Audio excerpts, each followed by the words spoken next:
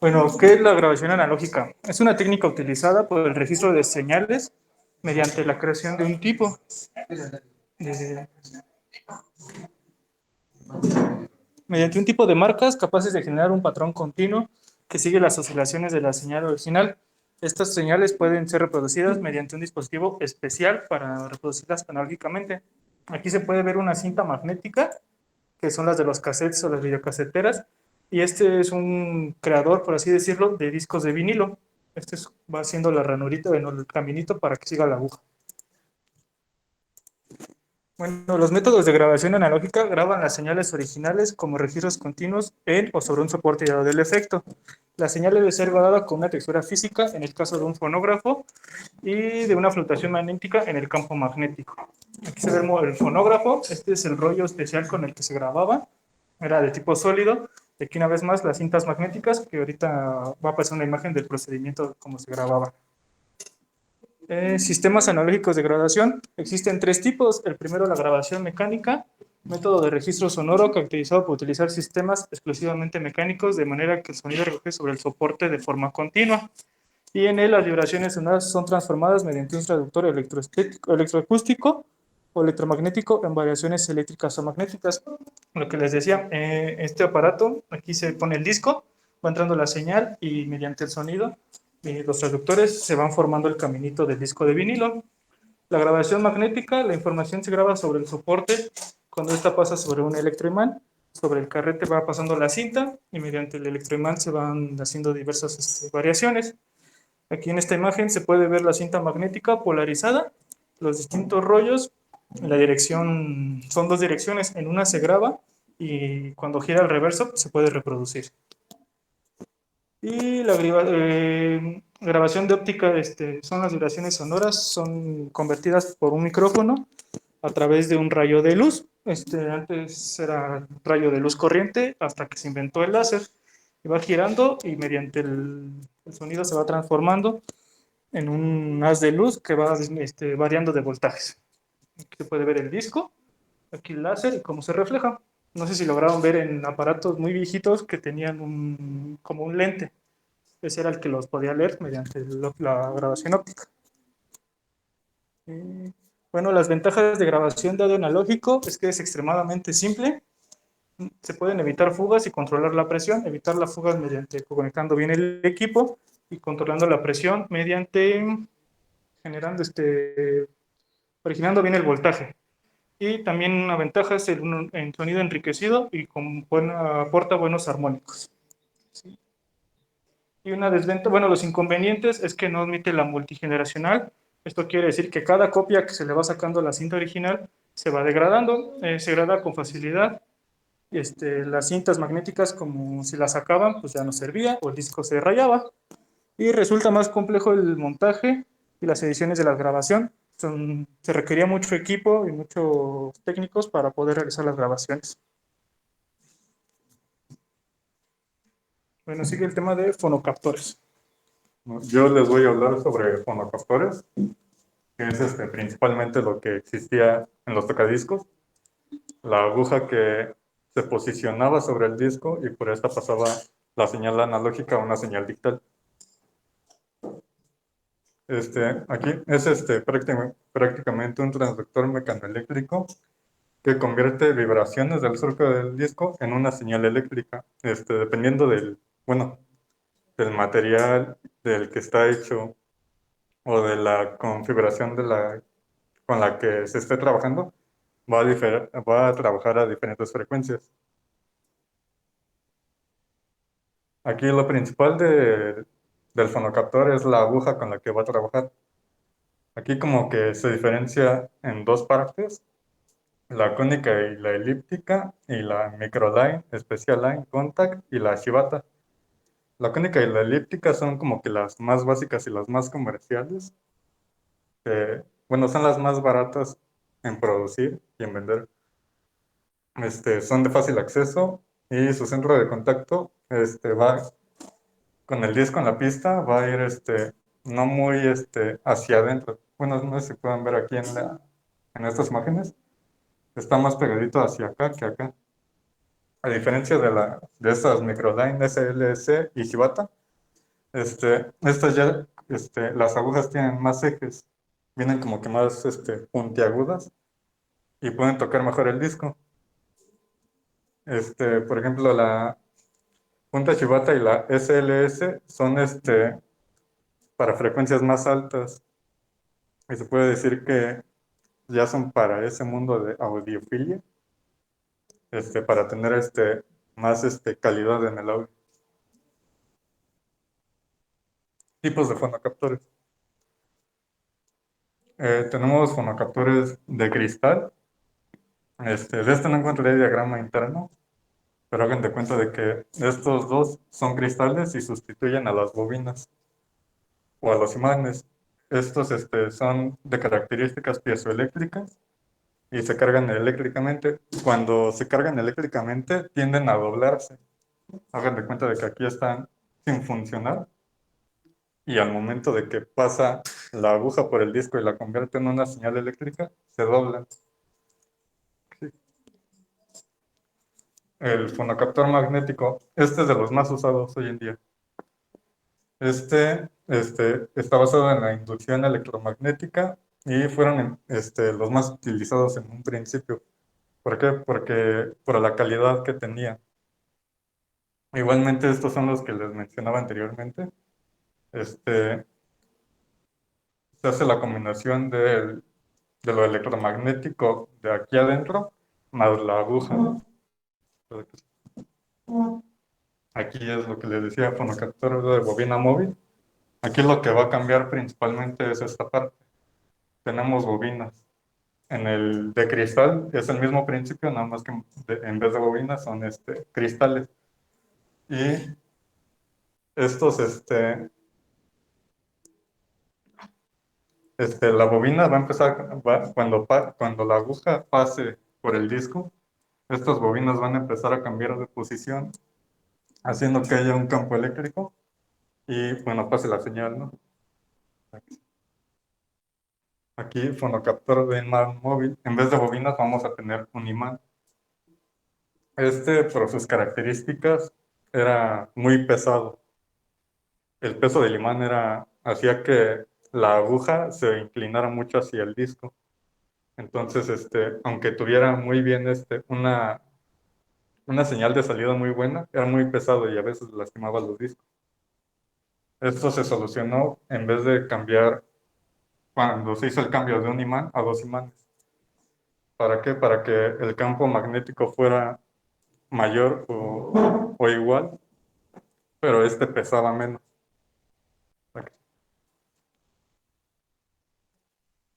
Fonocaptor de imán inducido, aquí quita lo que es cristales, bobinas, imanes, y todo el imán lo pone acá afuera. ¿Sí? Y tiene la característica de que no pesa mucho y la calidad de audio es bastante mejor. Y aquí hay otro tipo de fonocaptores, de condensador, semiconductores y fotoeléctrico. La desventaja del tipo condensador es que necesitaba una fuente externa para ser alimentado. O sea, era tener el tocadiscos, tener el brazo, tener la aguja y todavía invertir dinero en una fuente para el fonocaptor. Este, igual tenía buena salida, pero ese era el problema, la fuente. Fonocaptores a semiconductores, su funcionamiento está basado en las variaciones de cristales semiconductores. Es casi el mismo principio del primero, pero estos son de silicio y igual tiene la desventaja de que necesita una fuente externa, igual que el de condensador. Y el fonocaptor fotoeléctrico consiste en que hace pasar un haz de luz por medio de un foco, bueno, la luz de un foco, y esta pasa sobre las pistas del disco, pero esto bueno, dependiendo de cuánta luz, podía tener igual luz externa y llegaba a fallar. Por eso igual, ninguno de estos tres, como que llegó a ser lo wow o lo más utilizado para la música. Aquí, ¿cómo elegir fonocaptor? Hay que tener en consideración el tipo de aguja, que es muy importante, la frecuencia de operación. Lo que se busca en la audiofilia es que todo sea planito, de 20 a 20, que sea, bueno, que tenga más o menos una figura así, y que sea plano. La separación de canales, igual esto es algo que no puede encontrar, pero los discos que vienen en estéreo o en mono, hagan de cuenta de que no tienes un... ¿no?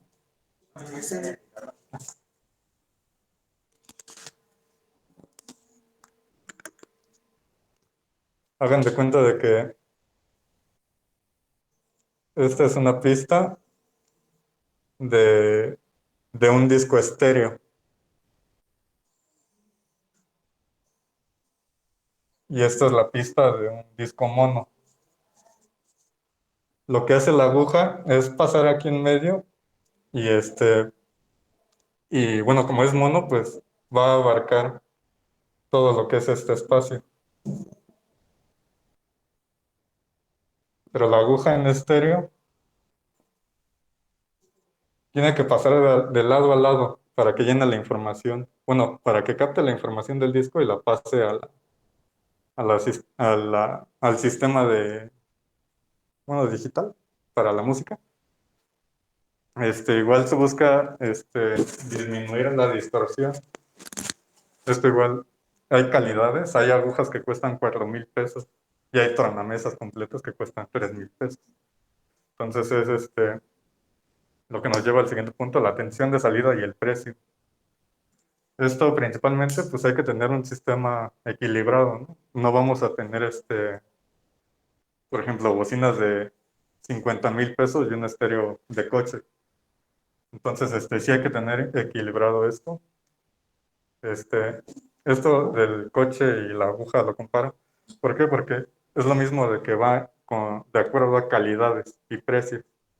Hay algunas agujas que llegan a tener diamante, entonces esas son más caras todavía. Bueno, hay un ejemplo de las primeras grabaciones. Dale, sí.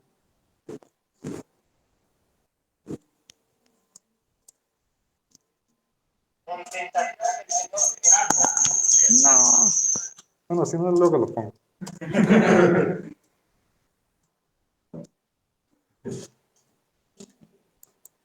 Ahora, algo de lo que explicó mi compañero Pavel son los cabezales magnéticos. Estos se llegan a utilizar en cassettes, se llegaron a utilizar en las caseteras, en los cajas esas de cinta, los VHS, todo lo que teníamos antes. Esto principalmente es un transductor utilizado en grabadoras de cinta para convertirlo en señales eléctricas en magnéticas, fluctuaciones y viceversa. ¿Se dan cuenta? Aquí tiene 3 bandas. Es háganme cuenta de que aquí va a tener un toroide por dentro de una bobina y todo eso. Y esta es la cinta, bueno, por donde va a pasar la cinta prácticamente. Y aquí ahorita más adelante les voy a explicar qué es esto. ¿Cómo están constituidos? Aquí nos dice que es un núcleo angular o toroide. Es esta cosita. Y una o dos bobinas que lo envuelven. Esta y esta. El conjunto de núcleo y bobina están cubiertos por material plástico. Esto para que sea aislante y no haya campos magnéticos parásitos que lleguen a entrar. El cabezal grabador y para darle play o grabación y de reproducción. Si se dan cuenta, a diferencia del primer cabezal que yo tenía aquí, este viene dividido en dos. En un principio se tenía un cabezal ¿cómo se llama? Para cada función. Teníamos cabezales de grabación, reproducción y para eliminar información.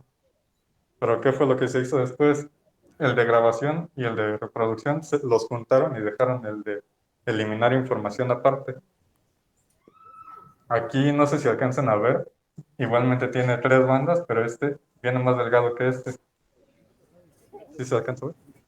Esto es para que el campo magnético que pase sobre la cinta y que pase por aquí, este es más grande para que grabe ese campo magnético y este de reproducción es más chico para que sea menor el campo magnético por el cual pasa por aquí. ¿Sí? Este es el que les digo para eliminar información y este viene. Y este, pues es un poco más grande, si se dan cuenta es del mismo tamaño que el anterior, solo que este viene solo. Solo. O sea, no, va a cumplir una sola función de eliminar información, no como los otros que vienen juntos. Esto era para hacer menos espacio, ¿no? En el cassette o en el lector de cassette. Igualmente, como todo, va a tener un desgaste y dependiendo, esto era una parte mecánica. Entonces, hagan de cuenta de que teníamos el cassette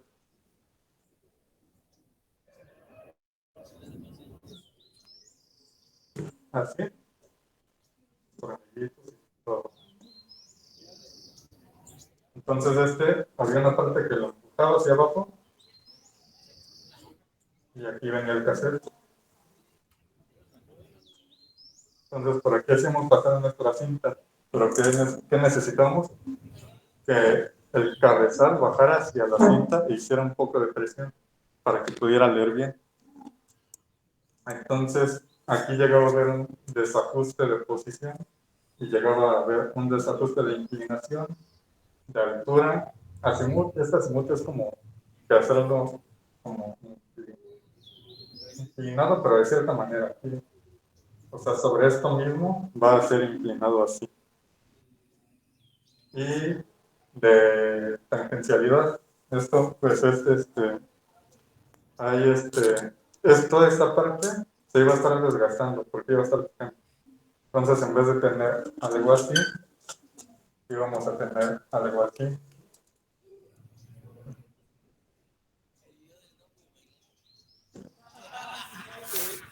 ¿Sí? Entonces, esta parte iba a empezar a ser eliminada por ese tipo de desgaste. O también puede llegar a ser así. Entonces, ahí ya es cuando se tenía que cambiar el cabezal. Aquí, algo para ese mantenimiento del cabezal eran estos cassettes limpiadores.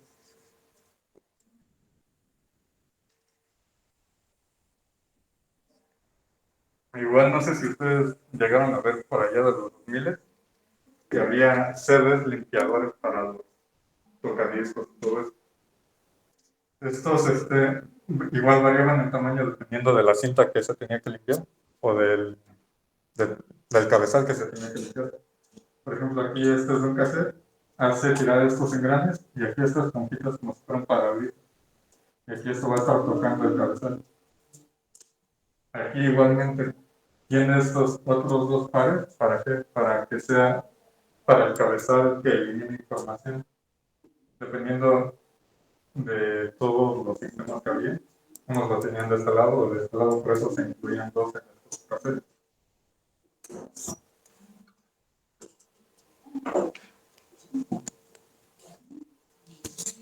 Bueno, les voy a hablar de equipos y medios de almacenamiento. Y vamos a ver tres de ellos.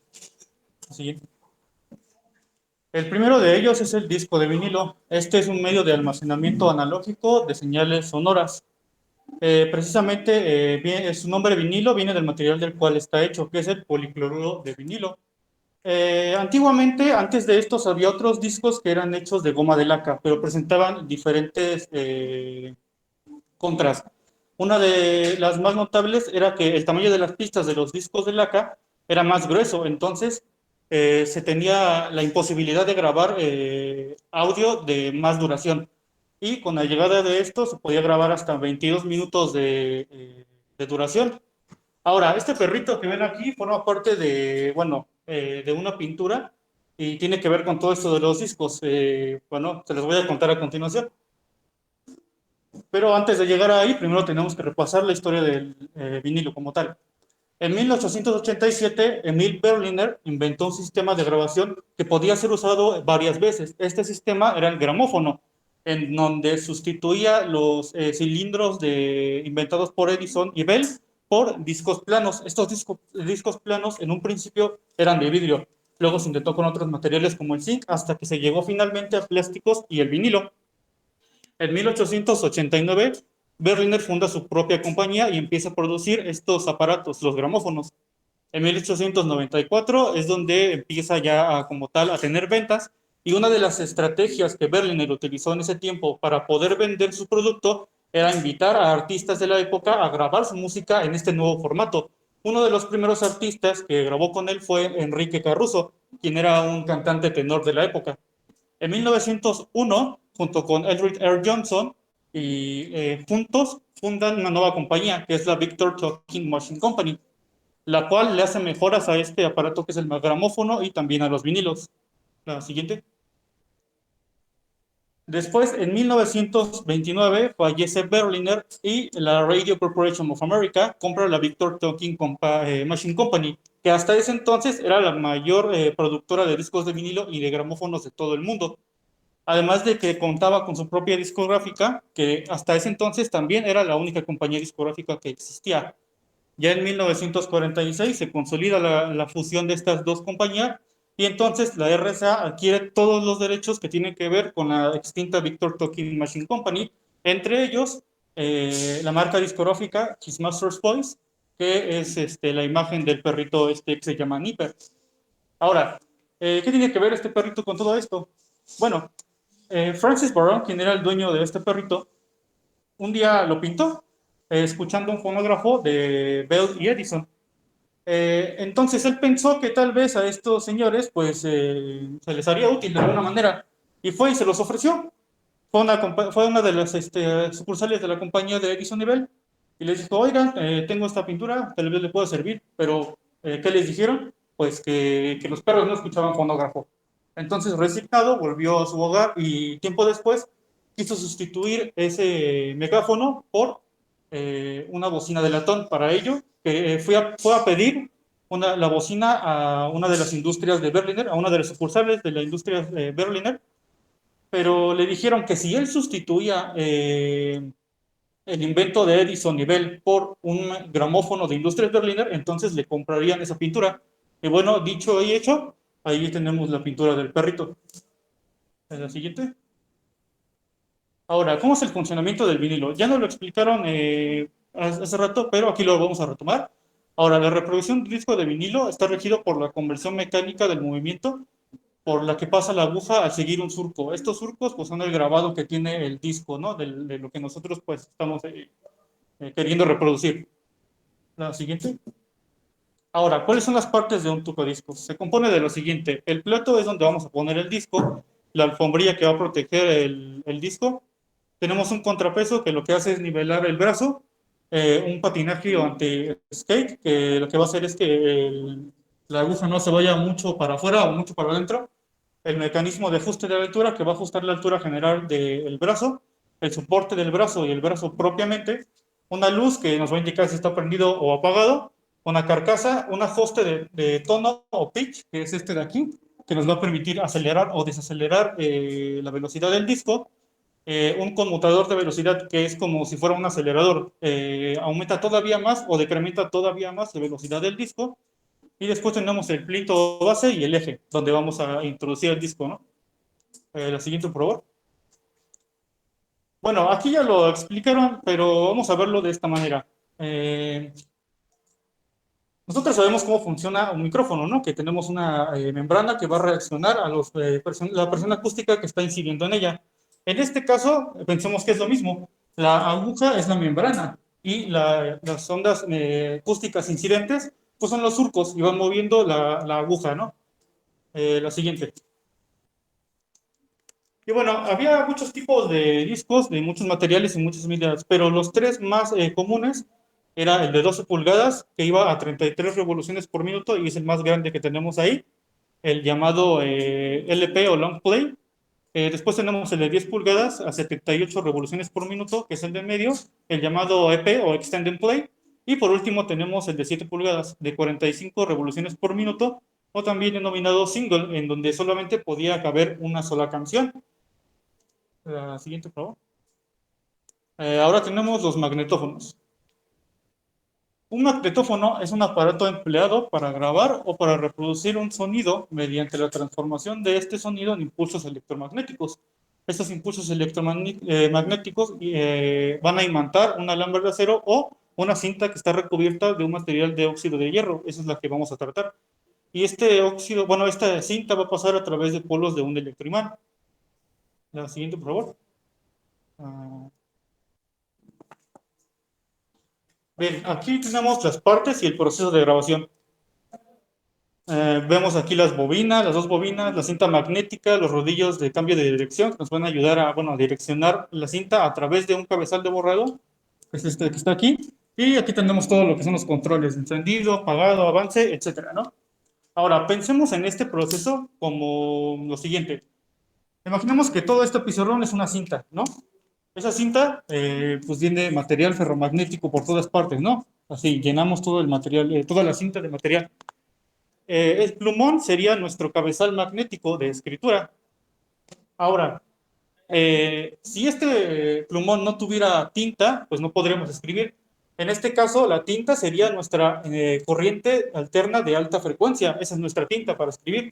Ahora, esa tinta se va a ir directamente a la punta de este plumón y entonces ahí es donde se pone la frecuencia, la corriente de alta frecuencia al cabezal supresor.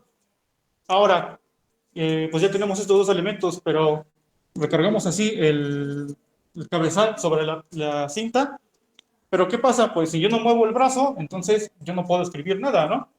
El movimiento del cabezal es la corriente de modulación. Ahora sí, yo voy a mover, voy a tener mi corriente de modulación y voy a estar escribiendo dentro de la cinta, ¿no? Y aquí lo dice, el cabezal grabador inscribiendo en la cinta las señales en forma de electromagnetismo remanente. Esta tinta vendría siendo nuestro electromagnetismo remanente que está presente en esta cinta, ¿no? La siguiente, por favor. Y bien, los magnetófonos tenían cuatro características principales. La primera de ellas es la precisión de la marcha. Esta asegura una compatibilidad entre la velocidad de grabación y reproducción. O sea que si yo grababa en un aparato, yo podía reproducirlo en otro sin problema. Después tenemos la estabilidad de la marcha, que es la velocidad uniforme de desplazamiento de la cinta.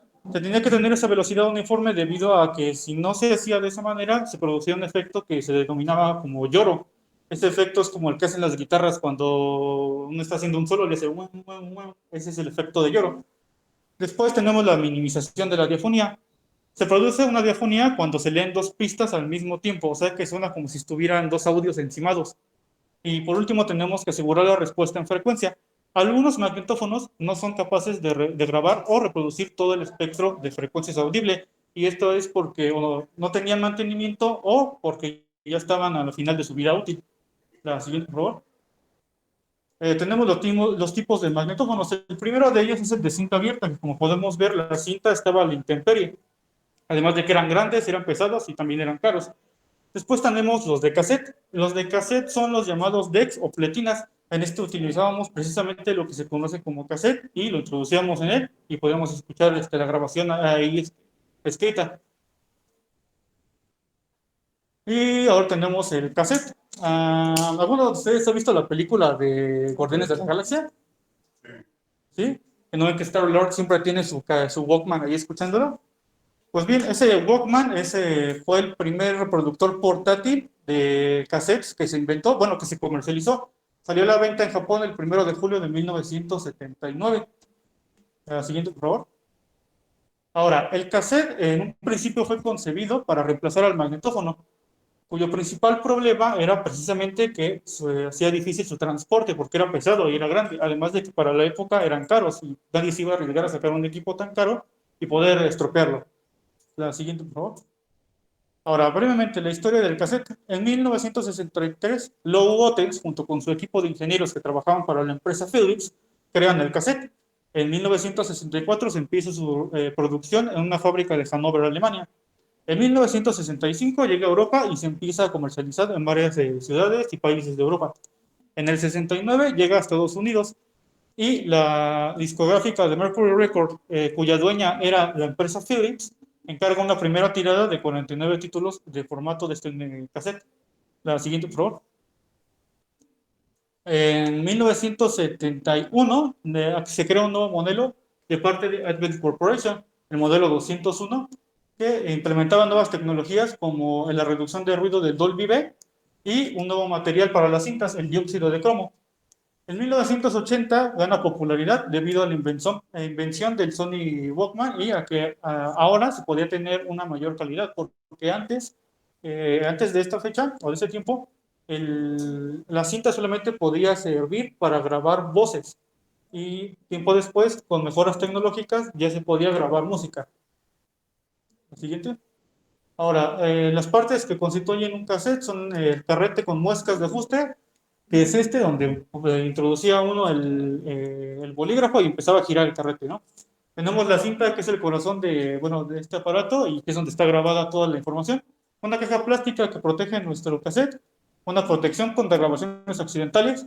Consultando varios manuales de usuario, encontré que si tú quitabas esta lengüeta, y había una lengüeta ahí, lo que pasaba es que cuando tú introducías el cassette, entonces el mecanismo reconocía que no estaba la lengüeta y te impedía grabar algo en ella. Es como un seguro.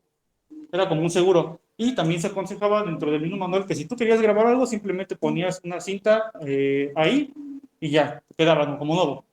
Después tenemos los rodillos guía, que son estos de aquí, que simplemente pues, van a dirigir la cinta.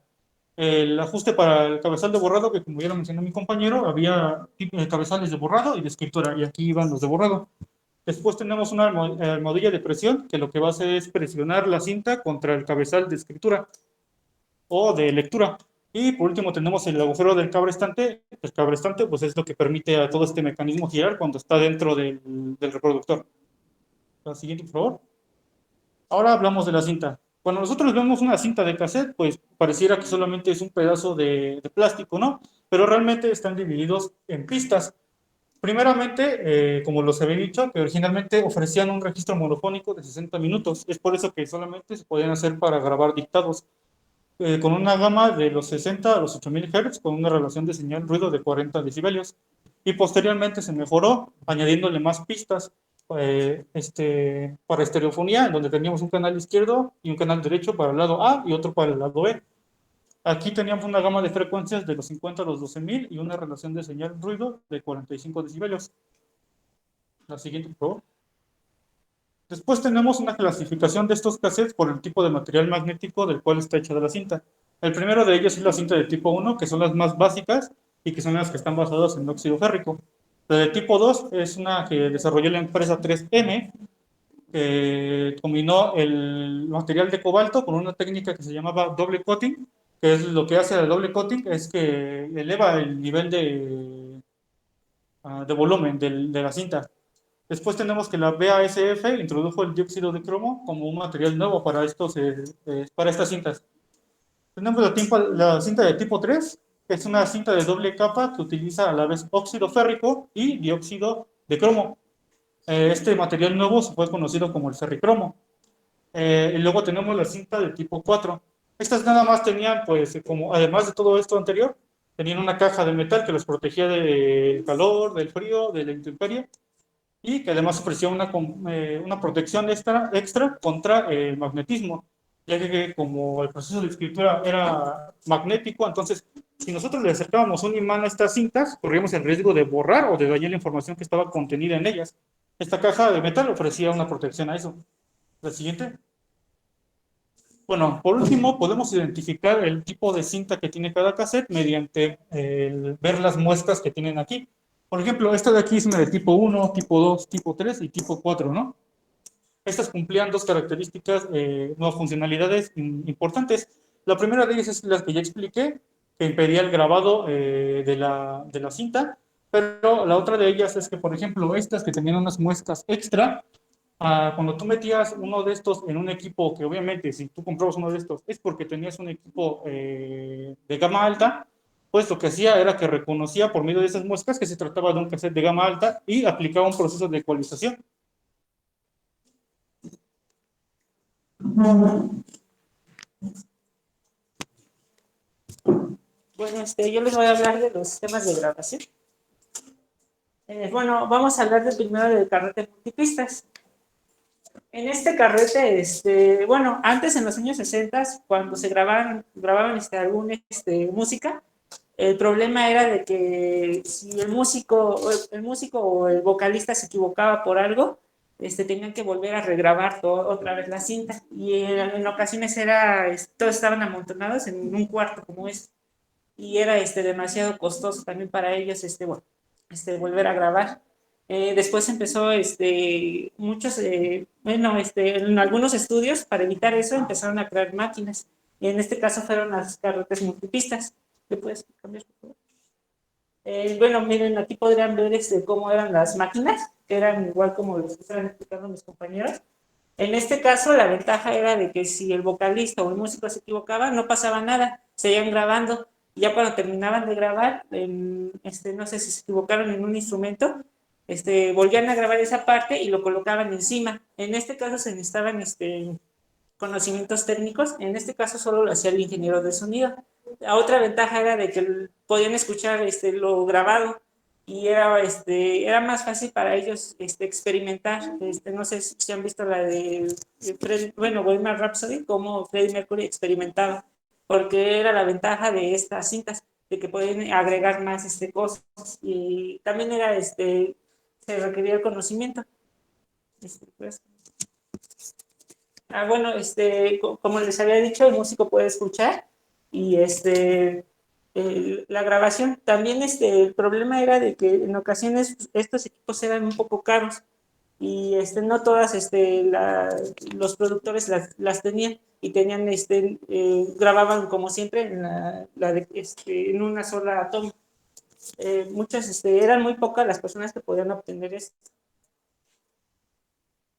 Actualmente ya podemos, uno mismo en su propia computadora puede hacer estas experimentaciones. Aquí están unos programas, los más comerciales, que uno puede utilizar, puede igual agregar, quitar o ver cómo se escucha su cinta. Es la ventaja de que ahorita vemos, hasta inclusive en el celular hay aplicaciones que permiten hacer esto. Ahora les voy a hablar del sistema monaural y estéreo. Esto se conoce igual como mono o estéreo. Es como si estuvieran aquí y en su cerebro solo capta la señal de enfrente. Solo capta una señal y no se reconoce los detalles. Es lo que hace el sonido mono. Solo tiene un canal de salida. Caso contrario, el estéreo es donde se reconoce, tiene dos canales de salida y el cerebro lo capta de diferente manera. Aquí se puede escuchar la batería y de aquí a una guitarra. Es la ventaja de esto. Esto lo puede ver en su celular, en las películas. Este es un muy comercial. Actualmente ya se pueden colocar 4 bocinas y ya es un sonido Atmos, pero en este caso el estéreo fue el que fue reemplazando al mono. El monaural, la grabación solo necesita un micrófono y ya. Y en el estéreo se necesitan varios micrófonos. Ahorita les digo cuáles. Es muy fácil usar el mono, pues como nada más se usa un micrófono, pues nada más se graba la señal. Y es muy barato el mono. El caso contrario del estéreo la grabación es demasiado cara y aparte se necesitan conocimientos técnicos y algunos programas. Se usa más en la televisión y en la música, en el entretenimiento se usa más el estéreo, que es el que está reemplazando al mono. Las técnicas de grabación. Como les había dicho, las técnicas de grabación en el mono solo se necesita un micrófono y ya. Esos se usan como para las estaciones de radio. En ocasiones AM son las que la usan. O sistemas que no necesitan tanto detalle, se usa el mono y como es demasiado barato, pues no se necesita mucho presupuesto. Caso contrario del estereofónico, existen muchísimas técnicas para grabación. En este caso existe el XY, donde se usan, puede usar diferentes tipos de micrófono, pero en se usa el cardioide, donde se usan los micrófonos en 135 grados, como en esta imagen, para que capten mejor la señal. Y en el par espaciado AB, eso no sé si los han visto en los ATV Oplet, sí. Se usan para las grabaciones. No sé, el micrófono puede estar más de 90 o así, pero tiene que tener un límite de separación para que pueda captar mejor el sonido. De hecho, en esos conciertos se puede ver cómo están posicionados esos tipos de micrófonos. El par Blumen, se usa, tiene que estar siempre en 90 grados. Y aquí, como pueden ver, el espaciado es muy mínimo. Se tiene que tener muy mínimo para que la grabación sea muy buena. Aquí se usan diferentes tipos de micrófonos, pero sí están, me parece que son bidireccionales los que se tienen que utilizar. El técnica M diagonal S, centro diagonal lateral, ese se usan en las películas, tiene que tener uno de 90 grados y el otro. Esos se usan más en entretenimiento porque capta mejor el sonido y tiene una mejor calidad. Y bueno, ese no, no, sí, la siguiente. Las aplicaciones en las aplicaciones del modo se usan más para las personas que son sordas y usan este tipo de aparato. Para eso se usa el sonido, el monaural. También para los altoparlantes, porque no necesitan demasiado detalle, solo es para informar. Y el estereofónico, como les había dicho, se usa para escuchar música. De hecho, se escucha mejor este sonido. De hecho, en el celular puede cambiarle a estéreo o mono, pero generalmente siempre la gente lo deja en estéreo. Y en las estaciones de radio FM, en la música, se usa mucho este tipo de sonido. De hecho, es el estándar, ya se puede decir. Y ya, sería todo. Un aplauso, por favor. Entonces, se dan cuenta.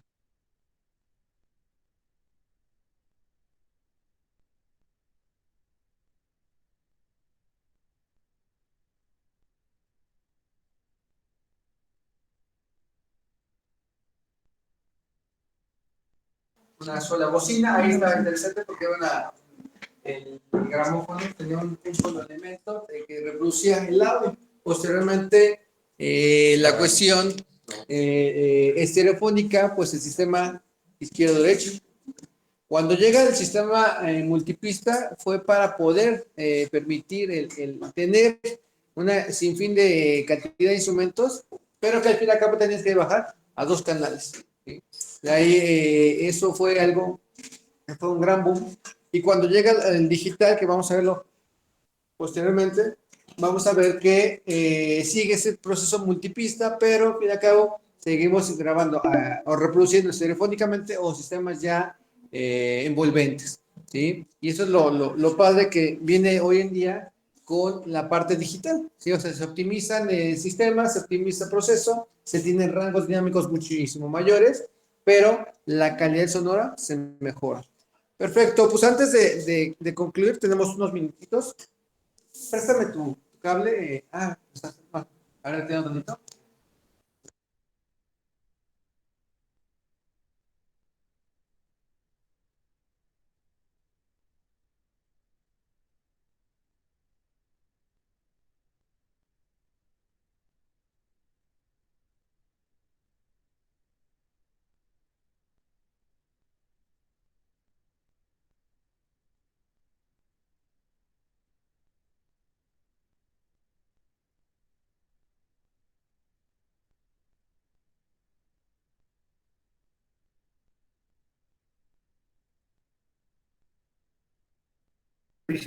¿Me escuchan ahí?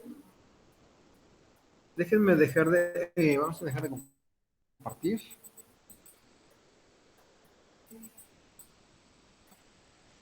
Y vamos a... Perfecto. Ok, entonces, tenemos unos minutos todavía en la otra sesión. Vamos a interrumpirlo ahorita mientras que agarra... Ahí está ya. Y concluimos esta sesión, por favor, para que les dé las últimas explicaciones rápidamente de la práctica número 4.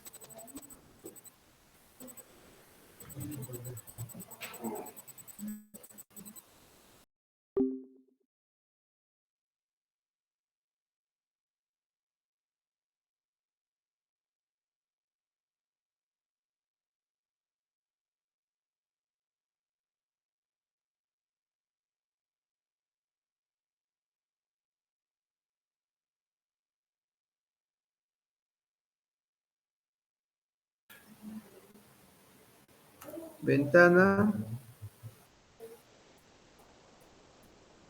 Déjenme ver. Creo que es mejor ventana.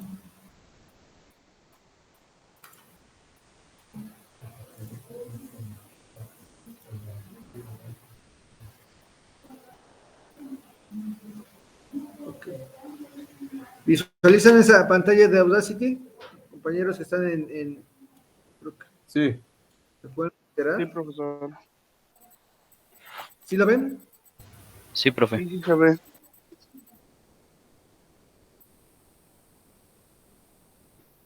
Que el problema es, déjenme mejor.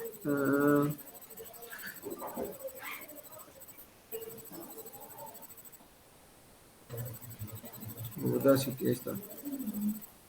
Creo que ya está. Perfecto.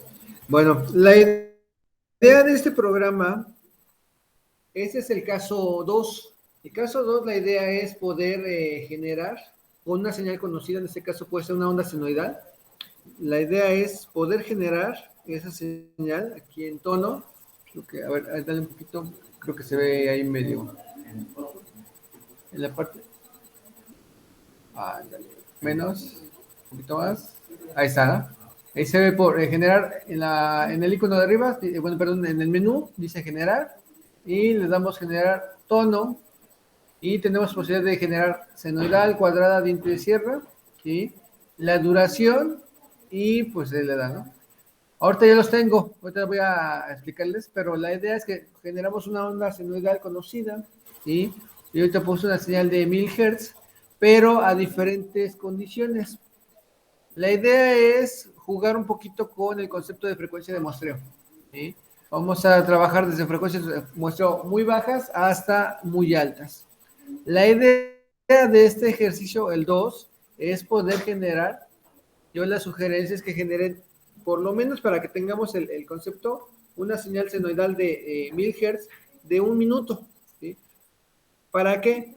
Para que cuando se haga el grabar esa información, tengamos la posibilidad, digamos, yo lo voy a guardar, el proyecto.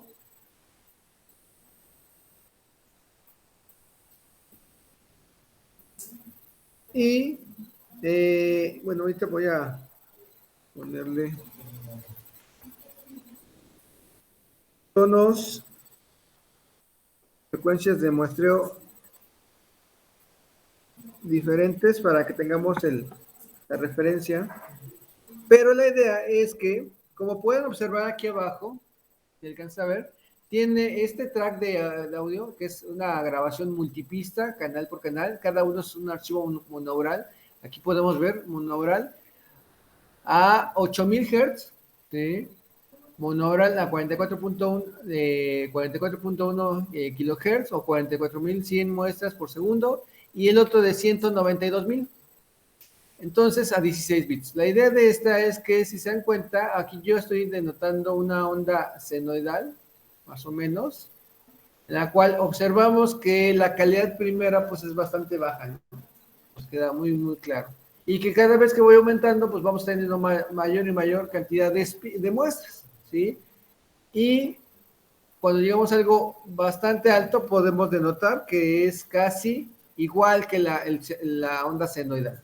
La idea de este ejercicio es poder ver que si yo tomo la distancia entre esta muestra con respecto a esta, o sea, si tomo el tiempo de aquí a acá y saco el inverso, puedo sacar la frecuencia de muestra y que tiene que corroborar y coincidir con lo que acabamos de hacer, sin problema, ¿verdad? Pero lo interesante es que eso haga la exportación de ese archivo a una exportación vía WAP, de exportarlo para tratar de obtener. El único inconveniente que yo le veo es un poquito que al momento de trasladarlo, a ver si hay el chance de poderlo exportar al formato, porque aquí si lo hacemos, únicamente se va a regresar al formato WAV, pero con la calidad, espero, a esa frecuencia. Y entonces, auditivamente traten de escucharlo, únicamente va a ser muy mala en la primera, intermedia en la segunda, y la de arriba lo que quiero es que vean si se puede hacer la exportación para que lo trasladen al archivo y que vean el tamaño del archivo. ¿Sí? ¿Por qué? Porque como podemos observar en la muestra número 1, pues es muy baja la cantidad de muestras, por lo tanto el archivo va a ser relativamente pesado. Pero si vemos los demás, van a ser mucho más, bueno, ligeros, vamos a decir ligeros, intermedios y pesados, ¿no? ¿Estamos de acuerdo? Por la cantidad de muestras. ¿Sí? Y entonces simplemente es ver eso. O sea, ¿qué es lo que está pasando cuando yo hago un archivo WAV o un archivo MP3? ¿Sí? El archivo MP3 sabemos que ya tiene una compresión y por lo tanto va a ser una calidad pues relativamente baja. ¿Por qué? Porque estás quitando muestras. Y entonces ahí la idea de este ejercicio simplemente es ver que a mayor frecuencia de muestreo, mejor calidad sonora, pero el archivo va a ser pesado. ¿Sí? El segundo caso es simplemente poder generar una onda senoidal. ¿Sí? Voy a retomar la onda senoidal de 5 segundos y me genera mi señal. Aquí yo puedo ver mi señal de 5 segundos. La idea de este ejercicio es que puedan tomarla, seleccionar una porción y irse al concepto de acá arriba de analizar espectro y observamos esa onda senoidal en la cual pues vemos esa senoide en el espectro de frecuencia. Me dice que es de 941, más o menos el pico más alto de frecuencia. Ahorita voy a bajar la frecuencia, voy a bajarla a lo mejor a un estándar de audio profesional que sería 44.1. Voy a volver a generarla, pero ahora la idea es generar ahora una señal cuadrada. Los mismos segundos, si observamos, voy a tratar de poner por lo menos los 3 casos que me permite la señal generar. Vamos a poner pista nueva, monobral, y vamos a poner una señal de diente de sierra, ¿sí? Una más. Y la idea es que veamos el espectro de frecuencia. Ya en teoría debemos de saber cómo está constituido cada una de esas ondas, pero es simplemente corroborar con mi espectro de frecuencia, ¿sí? Y entonces si yo le hago un zoom, observaré los 3 casos, ¿no? Ahora, les voy a pedir que generen una cuarta, o sea, tanto ascendente como descendente onda diente de sierra. Entonces, ¿qué van a hacer en el otro caso? Pues el otro caso lo que van a hacer es, van a generar otra pista, una cuarta o quinta, ¿sí? Y en esa vamos a poder, o la idea es poder hacer la grabación. Y entonces yo saco mi aplicación, genero mi onda triangular y la grabo. ¿Sí? Más que nada el concepto aquí es un poquito la cuestión de grabación, un poquito el análisis, un poquito la cuestión de este uso de herramientas. Y bueno, ya que tengo eso, pues voy pasando cada caso. Entonces voy a observar el primer caso, que es aquí, una señal cuadrada. Me voy al análisis espectral. Bueno, me dice que es muy poquita la cantidad de muestras. Voy a cerrar más y ahí tengo. Déjenme ver si no me mete ruido. Ahí está. Y observo la señal, cómo es que tiene un conjunto de armónicos. ¿Sí? Si recordamos un poquito con análisis de Fourier, sabemos que una señal senoidal es un tono puro y que una cuadrada, y cómo está constituida. Entonces hay que checar la teoría con respecto a eso y corroborar. Y pongan la frecuencia que ustedes crean adecuada y verifiquen sus armónicos. ¿Sí queda claro? Y así vamos a verlo con una cuadrada, lo podemos observar con una diente de sierra y mismo caso. ¿Sí? La idea es tener todos los casos posibles y ver el espectro y lo que nos dice la teoría con respecto a la práctica. ¿Sí? Bastante sencillo y esto va a ser en forma, esta va a ser en forma individual porque, bueno, al fin y al cabo van a estar cada quien en su casa. La anterior se entrega grupal, ¿sí? Pero en ese caso esta se entregaría en forma individual, el análisis de cada quien, como lo hemos llevado. Regresando de vacaciones, las 5 y 6 ya sería otra vez.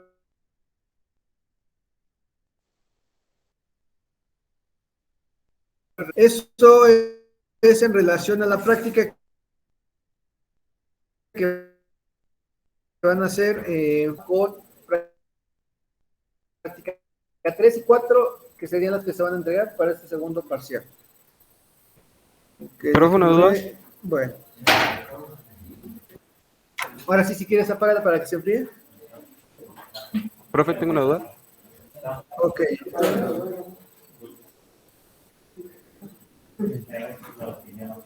¿Me escucha, Ok, profe? voy pasando lista. Déjenme. Héctor, Mauricio, Presente, ¿sí me escucha? está en línea, ¿verdad? A ver, déjame poner el altavoz. ¿Sí me escuchaste, Héctor? ¿Sí usted me escucha? Ah, ya está, ahí ya te escucho. Es que no te estaba Perdón, tenía escuchando. una duda en cuanto a la práctica. Bueno, en el Audacity. ¿Cómo hace para que se ¿Sí? vea muestreada la señal? Ah, para que se vea mostrada, eso es, haces como un zoom, das un clic en cualquier parte de la región y le das hacia la derecha. Ahorita lo vuelvo a hacer si quieres para que lo veas. Es un clip, te trasladas hacia la derecha y sueltas. Y haces como un zoom. Tienes que tener la lupita. Ahorita la pongo. Dame Ok, 2 segundos. profe, gracias. ¿Va? Manuel Alba. Gracias. Dame unos segundos, espérame tantito.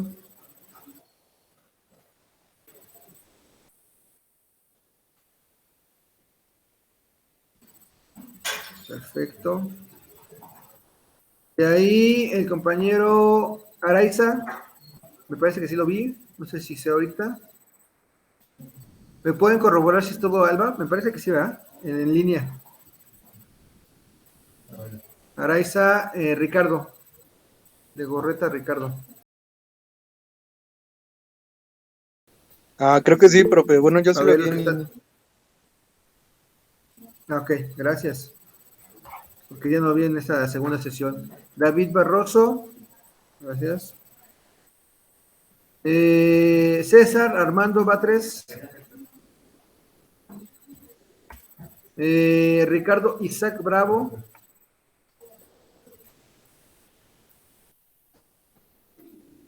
Jesús Díaz. Presente, profe. Leonardo. Gracias. Brian Fernández. Gracias.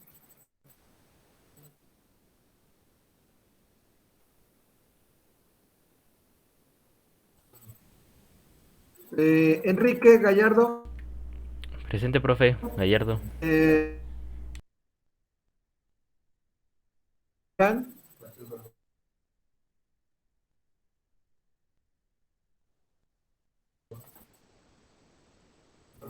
Esteban Garduño. Juan. Gracias. David Guzmán.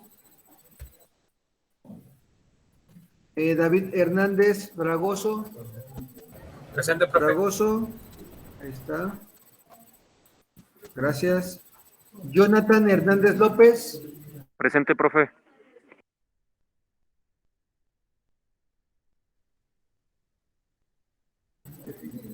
Hernández López.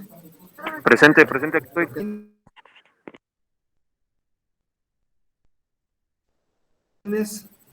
Hernández Martínez se encuentra. Presente, profe. Presente. ¿Sí me escucha?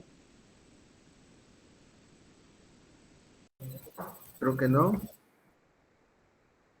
¿Qué pasó? Sí Ahí está Hernández López. Gracias, Hernández. ¿Qué? Presente, profe. Hernández Martínez. Martínez César Eduardo. Creo que no. Soy yo. Presente. Iván Abisaí Hernández Palma. Presente, profe. Sí, El otro compañero sí está, profesor. Y ya te Martínez escuché. César, sí está. ¿Qué pasó, Hernández? Jonathan. Ok. Gracias. Gracias. Entonces, Martínez y Palma también, ¿no? Sí, ya te escuché. Gracias. Y creo que Palma está ahí también, ¿verdad? Gracias. Sí, profe. Gracias. Brian Juárez. ¿No de qué? ¿No está Juárez? No está. Jesús Macías.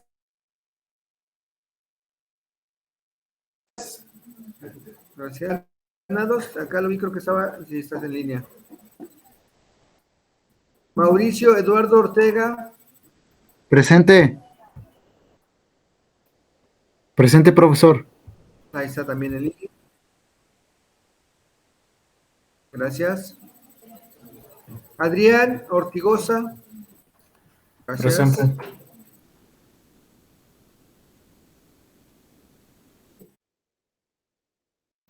Lilia.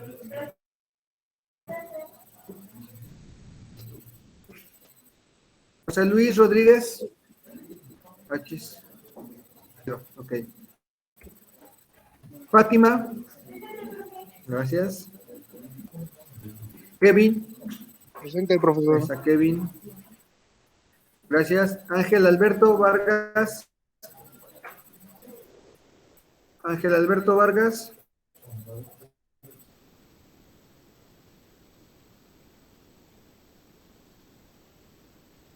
¿No se encuentra?